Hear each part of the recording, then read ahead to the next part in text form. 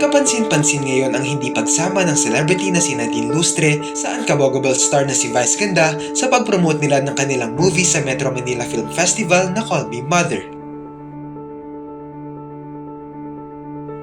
Ito ay napansin ng mga netizens dahil kahit silang dalawa ang bida sa pelikulang ito ay makikitang si Vice lang ang todo kayod para sumipot sa mga mall tours nila kasama ang iba pang parte ng palabas kabilang na ang mga PBB housemates na sila Esnir, Clarice, Mika, Brent, River at Shuvi.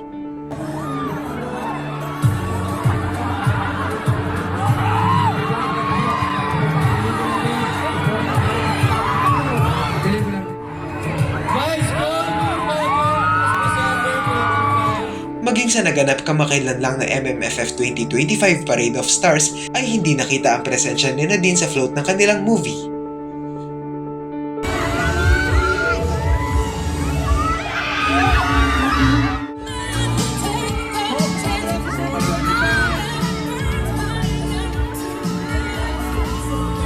Bukod pa rito, si Vice Ganda lang din ang bumisita sa reality show na Pinoy Big Brother para i-promote ang movie nila kahit pa umasa rin ang ibang housemates na makakabisita si Nadine.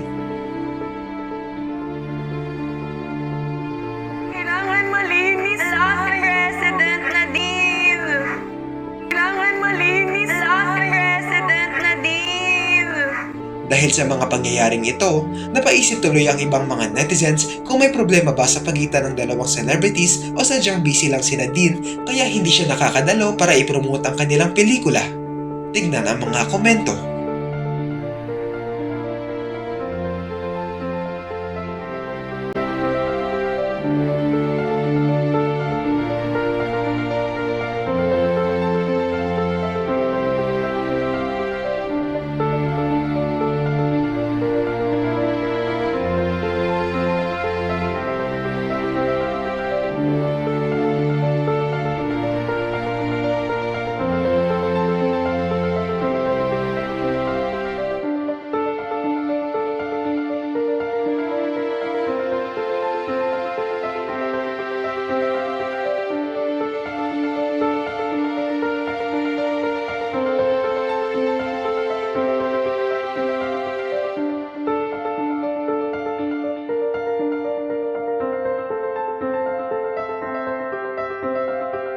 Kamakailan lang din ay lumabas ang interview kay Nadine kasama si MJ Felipe at makikita na wala silang problema ni Vice.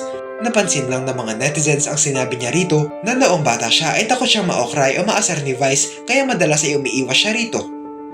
Kahit pa matagal na panahon na ito ay hindi napigilan ng mga netizens na mapaisip na baka isa rin ito sa mga rason kung bakit hindi gaanong sumasama si Nadine sa mall shows.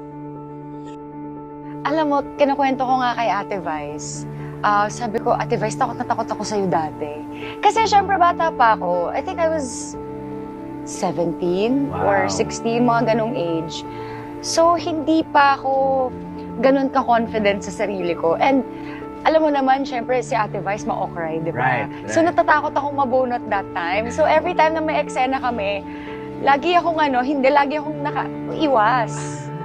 Lagi akong iwas. Pero yung, alam mo naman, syempre, si Ate Vice ma-okray, di ba? Right. So, natatakot akong mabunot that time. So, every time na may eksena kami, lagi akong iwas.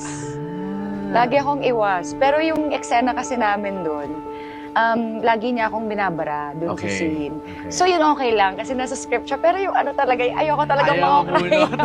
Ayoko mabunot, takot ako. But Pero ano pa man ang dahilan, siguradong papatok sa takilya ang kanilang pelikula lalo pat dalawang bigating celebrities ang nagsama para mapasaya ang mga tao ngayong Pasko. Ano ang masasabi nyo rito?